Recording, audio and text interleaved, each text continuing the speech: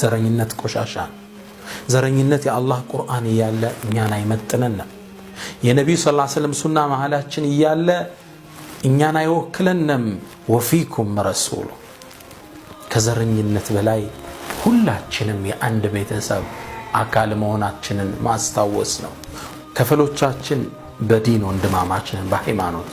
ሌሎቻችን አብሮ በአንድ ሀገር ላይ በመኖር ወንድማማቾች ነን ከፈሎቻችን ደግሞ የአዳም ልጅ በመሆን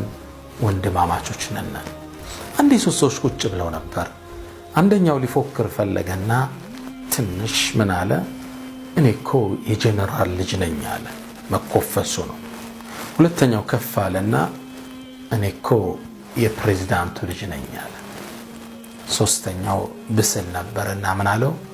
እኔ ደግሞ ያ መላእካን ለክብሩ የሰገዱለት ሰውዬ ልጅ ነኝ አላቸው የማን ልጅ የአደም ልጅ ነኝ ለአደም ክብር መላእካን ሰግደዋል አይደለም እንዴ ከክብር በኩል መላእካን የሰገዱለት ግለሰብ ልጆች መሆን ይበቃናል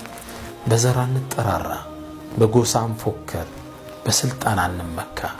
በዲን አንመካ በዲን መጠሪያ ስማችን الناس من آدم وآدم من تراب የሰው ልጅ ከአደም ናቸው አደምም ከአፈር ነው ሁላችን እኩል ነን